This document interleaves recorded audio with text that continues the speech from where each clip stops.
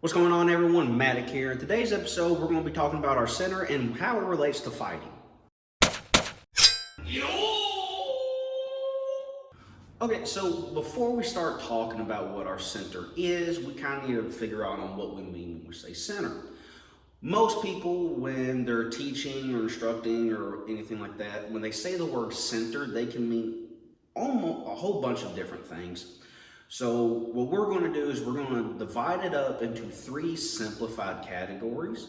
The first one is going to be our center of gravity, which most fighters and martial artists understand, our central axis, and the center line or center line of attack.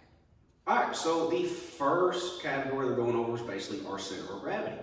If you've done any kind of art like grappling or throwing or anything like that, you're very familiar with the center of gravity, whether it's yours or your opponent's. The basic principle when it comes to grappling and throwing stuff is you generally want your center of gravity to be lower than your opponent's. That way you can bump them up or over and it's much easier to control them. It's kind of harder to have a higher center of gravity and being able to manipulate your opponent unless you just figure out a way to load them down and they can't move. But the basic principle is the lower your center of gravity, the easier it is to move and do a whole bunch of other things. There's several ways on how to do that. You mostly develop it through training. I will put a link in the description of a martial artist called Nakamura Sensei, or Naka Sensei for short. And if you go to about the 12-minute mark or a little bit past that of the video, he starts talking about if you kind of don't understand what he's talking about, you might miss some of it, but there's a part of it to where he's talking to the guy and he's having him demonstrate that if you put your focus up to your chest, you're easier to lift. If you put your focus lower on your body, you're harder to lift. And as people who are used to manipulating their own center of gravity, this makes sense to us. And you can make a normal everyday person understand this as well. If you do what he does in the video, you might still be able to lift the person, but they should become heavier or harder to lift as they bring their focus down lower to their body. All right, so for our second category, which we're going to call our central axis, is one that's usually not talked about a whole lot, and admittedly, it's only one I've kind of started hearing about in the last couple of years, but it's one that we all kind of grew up doing, but not really knowing. And now that I've been exposed, at least to the term, the meaning behind it and stuff is very much clear. We've technically been doing it, we just didn't know we were doing it. That's kind of the crappy part with martial arts, is you're doing something but you don't know, and then when people ask you, how do you do it? You just go, That's why it's good to teach, because you get to learn on where you suck and where you don't suck. So the easiest way that we can explain on what our central axis is, it can be expanded upon, but what we're going to do is we're basically going to say our central axis, if you know what an axis is, it's mainly a central point, central axis, a central point that does movement. It's kind of where everything is centralized. Central axis, center, all that stuff. It's kind of in the name. So what we're going to use within the human body, we kind of have one main point that kind of does all that. And it's easier if we just think of it as our spine. So what the central axis does, it does two things. What it does is, one, it creates a body that is able to stand firm and resilient against incoming forces.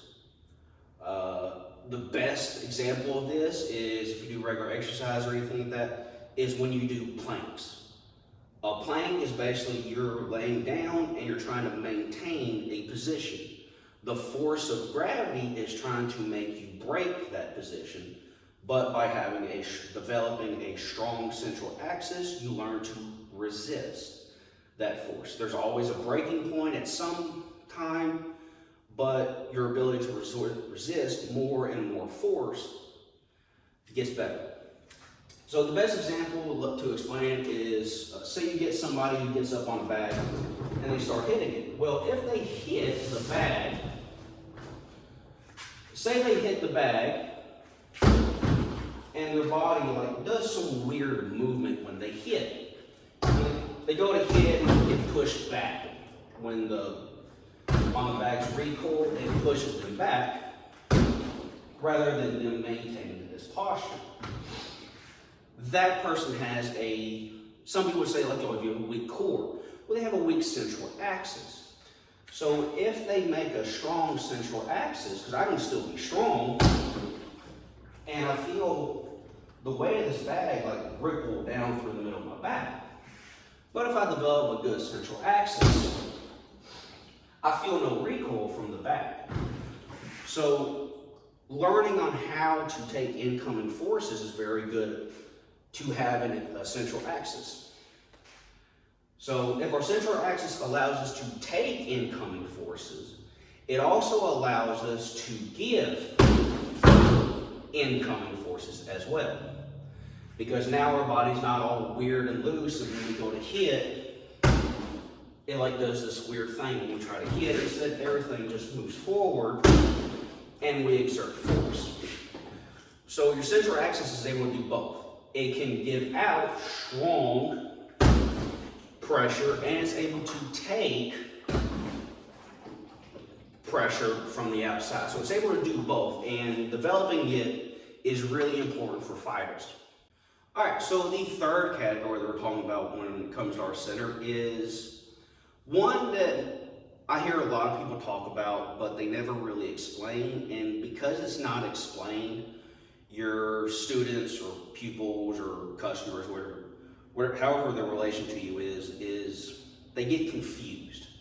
When you just use the word like attack the person's center, or use your center, or protect your center, it gets confusing.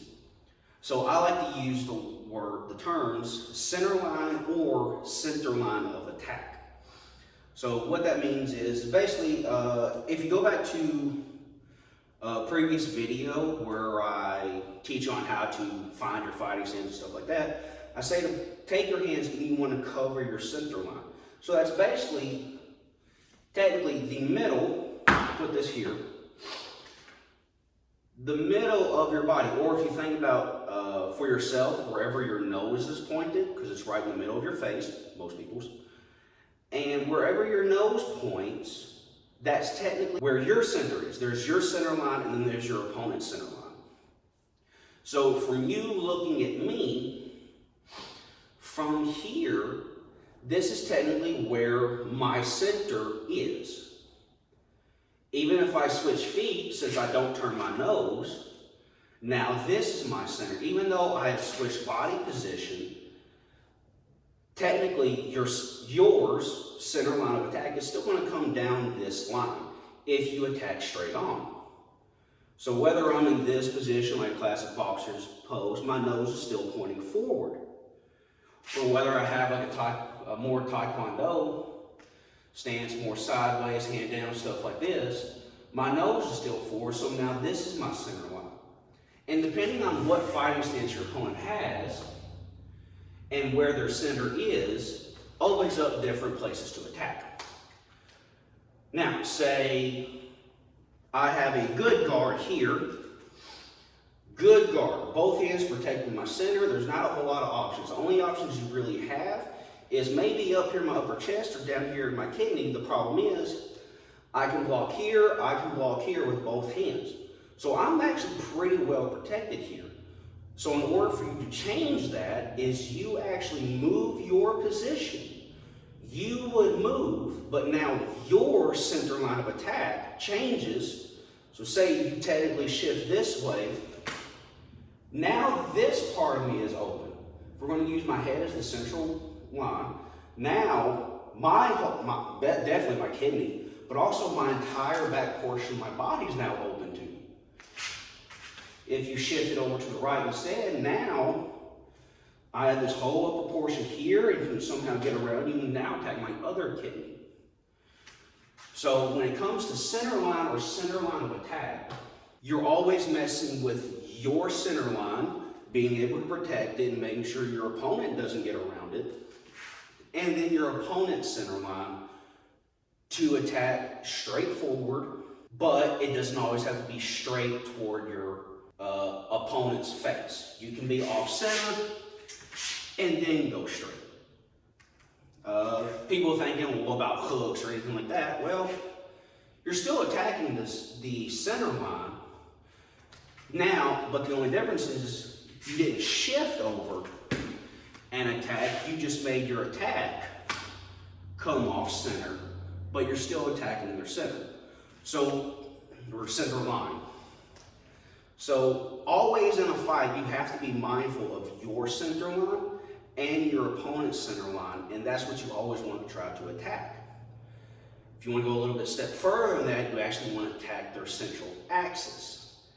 Because it doesn't count if, like, this is where your center line is, and like I just hit your arm, I want to hit you in the middle of you, which really hurts. I want to see how much force you can handle and how much force I can put into you. So it's always a constant battle when it comes to fighting of your three different centers always fighting each other.